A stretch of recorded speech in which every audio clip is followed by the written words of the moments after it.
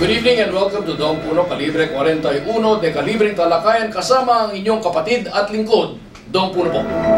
Pinadala ni Bongbong Marcos ang bigat ng pangalan ng kanyang yumaong ama. Napatalsik sa poder noong 1986, subalit hindi rin nakabalik sa pwesto ang mga Marcos. Ngayon bilang senador, sinundan ni Bongbong ang lipat na inahak ng kanyang ama bago maging Pangulo. Hanggang doon kaya sa Malacanang ang kanyang gagawin pagsunod. We're coming to you live over Aksyon TV Channel 41. Is Senator Bongbong the man to watch out for? Para sagutin yan at marami pang ibang katanungan, is si Senator Ferdinand Bongbong Marcos Jr. Welcome to Kalibre 41, Senator. Maraming salamat. Magandang gabi doon at magandang gabi sa lahat ng mga nanonood.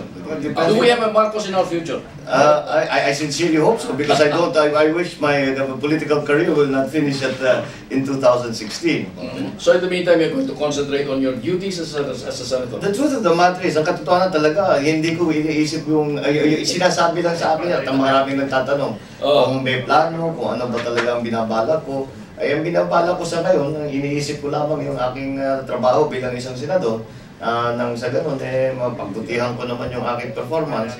Kahit papano, dinidibdib ko at siniseryoso ko yung bumoto, yung mga milyon-milyon na bumoto sa akin. At sinasabi ko, linagay naman ako dyan para hindi para mga ambisyon sa aking personal, kung hindi para makagawa ng pagbabago, makapagsulong ng mga batas na magpaganda naman sa buhay ng mga mamamayang Pilipino. Okay, ang unang-unang issue natin talakayin ay ang libingan ng tatay mo.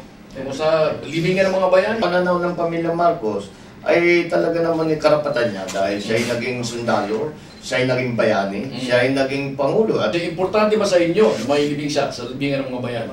Well, kasi ngayon, yun ang inaantay namin hanggang ngayon, inaantay namin dahil para sa amin, basically, he's not in his final resting place. And that he belongs in the libingan ng bayani. Ano gagawin ninyo? Anong magagawa namin? Na talagang ang Pangulo, ang sundalo, ay nililibing sa libingan ng mga bayani. Marami po nagsasabi na 20 years na ba yun? 20 years na? More than 20 years ang 86? 25. 25th, okay. More than 20 years ang 25th. Okay. Nawala ng munting lupa. Pag tinatanong ko ang mga lolo ko, si FM daw ang pinakamagaling na naging Pangulo. Bakit mga lolo? Dahil silang buhay noon. Okay. Silang buhay noon. Alam mo nung kampanya, nung 2010, tinitingnan namin yung demographics. Yung EDSA was 25 years ago. Yeah. Yung 25 years ago, kahit siguro 10 taong gulang, wala namang malay. So yung 35 and above, ang may experience nung sa aking ama, yung yung mas nakakabata, hindi na. Kaya lolo ang kailangan nilang tanungin. Kaya siguro wag na nating aminin na nandun din tayo sa panahon na. Mako, mga lolo na tayo. Okay. Well, nagustuhan ko yung last shot mo, yung tungkol sa pagkakaisa. Kailangan natin yun eh. Siguro in your last parting shot, maybe you can say something about that. Well, sa akin talaga maliwanag na ang ating bansa ay kung merong mang panahon sa ating kasaysayan na tayo ay naging progresibo, ay makikita mo rin na yun ang panahon na tayo ay nagkaisa. Kaya't kailangan na tayo mga Pilipino ay isipin na natin, hindi lamang yung ating sarili, hindi lamang yung ating mga pamilya o mga kaibigan, kung hindi ang buong bansa.